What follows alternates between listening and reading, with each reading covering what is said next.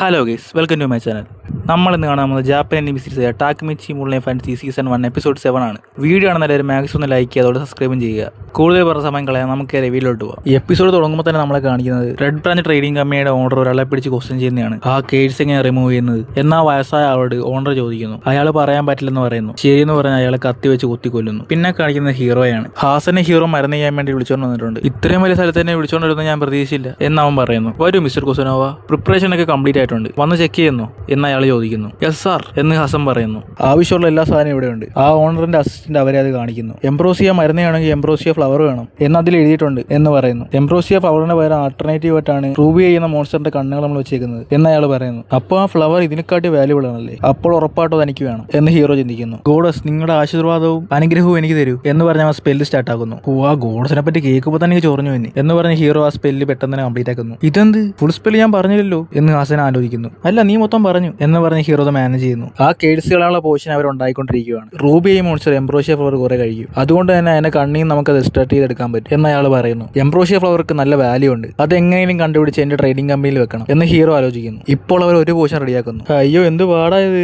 എനിക്ക് പെട്ടെന്ന് വീട്ടിൽ പോണേ എന്ന് പറഞ്ഞ് ഹാസൻ വിഷമിക്കുന്നു. അങ്ങനെ അവർ പെട്ടെന്ന് അടുത്ത 2 പോഷൻ കൂടെ ഉണ്ടാക്കുന്നു. എടാ ചെറുക്കാ, ബോട്ടിൽ മര്യാദ വീടാ എന്ന് ഹീറോ ആലോചിക്കുന്നു. പെട്ടെന്ന് അസിസ്റ്റന്റ് കഥ തുറന്നകത്ത് വരുന്നു. പെട്ടെന്ന് ആ കുപ്പി അവന്റെ നിറച്ചു പോകുന്നു. അയ്യോ അതേ പോണ്. ഹീറോ പെട്ടെന്ന് ഒരു ബോട്ടിൽ പിടിക്കുന്നു. എന്നാൽ മറ്റേ ബോട്ട് താഴെ വീഴാൻ പോകുന്നു. ഉറപ്പായിട്ടും എനിക്ക് പിടിക്കാൻ പറ്റത്തില്ല, എങ്ങനെയെങ്കിലും ആ ബോട്ടിൽ പിടിക്കണം, എന്റെ ബോഡി കൊണ്ടാണെങ്കിൽ ഞാൻ സേഫ് ആക്കും എന്ന് പറഞ്ഞ് ഹീറോയുടെ തല അവിടെ പോയി അടിക്കുന്നു. നിനക്കിട്ടുള്ള ഞാൻ പിന്നെ തരാം എന്ന് ഹീറോ വിചാരിക്കുന്നു. അല്ല, മരുന്ന് വർക്കായ എന്ന് ഹീറോ ചോദിക്കുന്നു. അതിനൊരു കുഴപ്പമുണ്ട് എന്ന അസിസ്റ്റന്റ് ഹീറോയോട് പറയുന്നു. ആ ഓണർക്ക് എന്തോ പരിക്ക് പറ്റിയിരിക്കുന്നു, നിങ്ങൾക്ക് എന്തോ പറ്റി എന്ന് ഹീറോ ചോദിക്കുന്നു. ക്യുസനോവ, അവരെ ക്യൂർ ചെയ്യാന്നും പറഞ്ഞ് അടുത്തോട്ട് പോയാൽ അവരൊരു മോൺസ്റ്ററെ പോലെ പെരുമാറുന്നു, അവരെന്നെ അറ്റാക്ക് ചെയ്തു എന്ന് അയാൾ പറയുന്നു. ഇതൊരു ലെവൽ 8 കേഴ്സ് മാർക്കാണ്, ക്യൂർ ചെയ്യാൻ വരുന്നവരെ അറ്റാക്ക് ചെയ്യുന്ന പോലെ ആ കേഴ്സ് ആണ് അവരെ ട്രിഗർ ചെയ്യുന്നത് എന്ന് ഹസൻ പറയുന്നു. ഇത് ആദ്യം ഒരു സാധാരണ പനിയെന്നാണ് തുടങ്ങിയത്, അത് കഴിഞ്ഞ് പതിയെ അവരുടെ കണ്ണ് റെഡ് കളറി മാറി, അത് കഴിഞ്ഞ് അവർ മുടിയൊക്കെ കൊഴിഞ്ഞു പോയി, അതിനുശേഷം അവർ ഈ അവസ്ഥ വന്നു, ഇനി ഞാൻ എങ്ങനെ രക്ഷിക്കും എന്ന് പറഞ്ഞ് അയാൾ വിഷമിക്കുന്നു. അത് ഞാൻ നോക്കിക്കോളാം, ഞാൻ അവരെ പിടിച്ചു വെക്കാം, നിങ്ങൾ അവർക്ക് മരുന്ന് കൊടുക്കുക, ബാക്കിയുള്ള മെറ്റീരിയൽ വെച്ച് ഒരു പോഷൻ കൊണ്ട് റെഡിയാക്കുക എന്ന് ഹീറോ പറയുന്നു. ലെവൽ 1 ഒരാളെ കൊണ്ട് ഇത് ഭയങ്കര പാടാണ് എന്ന് അയാൾ പറയുന്നു. എന്നാൽ ഹീറോ തിരിച്ചൊരു നോട്ടം മാത്രമേ നോക്കുന്നുള്ളൂ. എനിക്കറിയില്ല ഞാൻ ആരാണെന്ന് എന്ന് ഹീറോയുടെ മൈൻഡ് വോയിസ്. അത് ഇവരെ കൊണ്ട് മാത്രമേ പറ്റൂ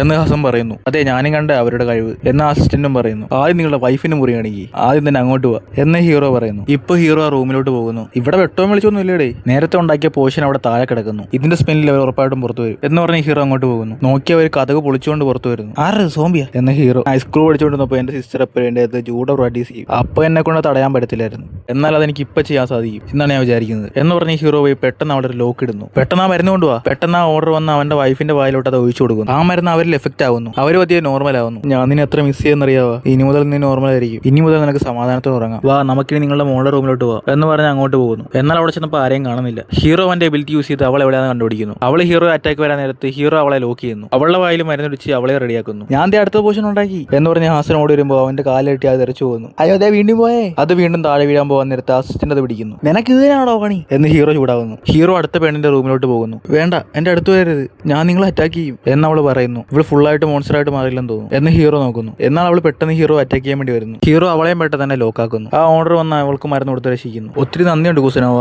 എന്ന് അയാൾ പറയുന്നു. അതൊന്നും കുഴപ്പമില്ല എന്ന് ഹീറോ പറയുന്നു. നിങ്ങളുടെ കഴിവും പവറൊക്കെ ഭയങ്കര കൂടുതലാണ്, ശരിക്കും നിങ്ങൾ ആരാ എന്ന ഓണർ ഹീറോയോട് ചോദിക്കുന്നു. ഞാനൊരു സാധാരണ മർച്ചന്റ് ആണ് എന്ന് ഹീറോ പറയുന്നു. എങ്ങനെയാണെങ്കിൽ എന്റെ പ്രശ്നങ്ങളൊക്കെ സംസാരിച്ചു, ഡിയർ ഗോഡസ് നിങ്ങളുടെ അനുഗ്രഹത്തിന് നന്ദി എന്ന് അയാൾ പറയുന്നു. ആ ഗോഡസിനെ പറ്റി പറയുമ്പോൾ ഹീറോയ്ക്ക് ദേഷ്യം വരുന്നു. അവളുടെ പേര് കേൾക്കുമ്പോൾ എനിക്ക് ചൊറിഞ്ഞു വന്നു. ഹീറോ അതിന് ശേഷം പുറത്തു വരുന്നു. അല്ല, നിങ്ങളിവിടെ എന്ത് ചെയ്യുക എന്ന് ഹീറോ മിയടക്കിലും ടോമോടക്കിലും ചോദിക്കുന്നു. ഞങ്ങൾ നിങ്ങളുടെ ഫോളോവേഴ്സ് ആണ്, നിങ്ങൾ എവിടെ പോയാലും എവിടെ ഞങ്ങളും വരണ്ടേ എന്ന് അവർ പറയുന്നു. പെട്ടെന്ന് അവർക്ക് നേരെ ആരോ അറ്റാക്ക് ചെയ്യുന്നു. അതിൽ നിന്ന് ഹീറോ മാത്രം എസ്കേപ്പ് ആവുന്നു. ഓ, ആ മാസ്ക് ഇട്ടവൻ രക്ഷപ്പെട്ട. ഓ കുഴപ്പമില്ല, അവന്റെ കൂടെ ഉണ്ടെന്ന 2 പേരെ അതിനകത്ത് പെട്ടില്ലേ എന്ന അഡ്വഞ്ചർ നോക്കുന്നു. ടോമോയും മിയോ ആ തീയിൽ പെട്ടോന്ന് നോക്കിയാൽ അവർക്കൊന്നും പറ്റിയില്ല. ഇതെങ്ങനെ, അതെന്താ അറ്റാക്ക് വർക്കാവാഞ്ഞത് എന്ന് അവർ ഷോക്കാവുന്നു. നമ്മുടെ പവറൊന്നും പുറത്തുള്ള ആൾക്കാർ കാണണമെന്നും പറഞ്ഞാണ് ഞാൻ ഡോഡ്ജ് ചെയ്ത് മാറിയത്, നിങ്ങളെന്താ ഡോഡ്ജ് ചെയ്യാഞ്ഞത് എന്ന് ഹീറോ ചോദിക്കുന്നു. ഇവരുമായിട്ട് ഫൈറ്റ് ചെയ്യുന്ന ഫണ്ണായിരിക്കും മാസ്റ്റർ, അല്ല ഇവര് നമ്മൾ അറ്റാക്ക് ചെയ്ത് നമുക്കൊരു പാഠം പഠിപ്പിക്കണ്ടേ എന്ന് ടോമോവെ പറയുന്നു. ആ ലീഡർ സിഗ്നൽ കൊടുക്കുമ്പോൾ കുറെ അധികം അഡ്വഞ്ചേഴ്സ് അങ്ങോട്ടേക്ക് വരുന്നു. ഹേ ലേഡീസ്, നിങ്ങളെ കൊണ്ട് ഇത്രയും പേരെ ഫൈറ്റ് ചെയ്ത് തോൽപ്പിക്കാൻ സാധിക്കില്ല, നിങ്ങൾ എന്റെ സൈഡിലോട്ട് വരൂ എന്ന് ആ ലീഡർ പറയുന്നു. ഞങ്ങൾ ഞങ്ങളുടെ മാസ്റ്റർക്ക് ലോയലാണ് എന്ന് ടോമോവെ പറയുന്നു. ശരി, എത്ര തരും എന്ന് മിയ ചോദിക്കുന്നു. 10 ഗോൾഡ് കോയിൻ തരാം എന്ന് അവൻ പറയുന്നു. ശരി, അങ്ങനെയാണെങ്കിൽ ഞാൻ ഇത് ഇടപെടത്തില്ല എന്ന് പറഞ്ഞ് അവള് പോകുന്നു. എടി വഞ്ചയി എന്ന് ടോമോവെ. കാശ് ഞാൻ പിന്നെ മേടിച്ചോളാം എന്ന് പറഞ്ഞ് അവളൊരു സൈഡിൽ മാറിയിരിക്കുന്നു.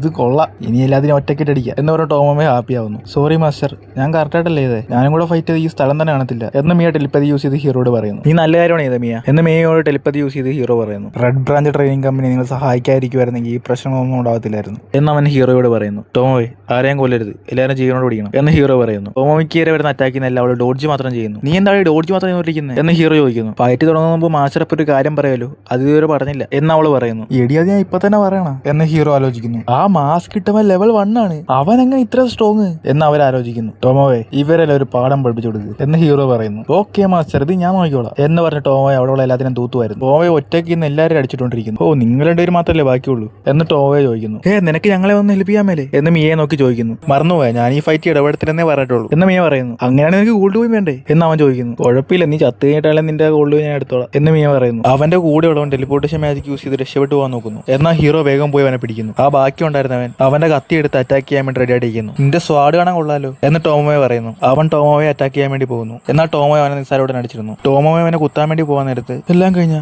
ഞാൻ മരിക്കാൻ പോവാണ്, അപ്പൊ ആ കുട്ടികളോ എന്നവൻ ആലോചിക്കുന്നു. അവന്റെ മെമ്മറീസ് ഉള്ളത് ടോമോ കണ്ടിട്ട് ശരി ഞാൻ നിന്നെ വെറുതെ വിടുന്നു, ജീവിച്ചു പോക്കോ എന്ന് പറയുന്നു. അപ്പൊ നിങ്ങൾ എന്നെ കൊല്ലാൻ പോകുന്നില്ലേ എന്ന് അവൻ ചോദിക്കുന്നു. നീ ഇത് എന്തിനു വേണ്ടി ചെയ്തത് എന്ന് ഹീറോ ചോദിക്കുന്നു. ആ റെഡ് ബ്രാഞ്ച് ട്രെയിനിങ് കമ്പനി ഞങ്ങളോട് ചെയ്തതിന് പ്രതികാരം ചെയ്ത് ഞാൻ എടുത്തില്ല എന്ന് അവൻ പറയുന്നു.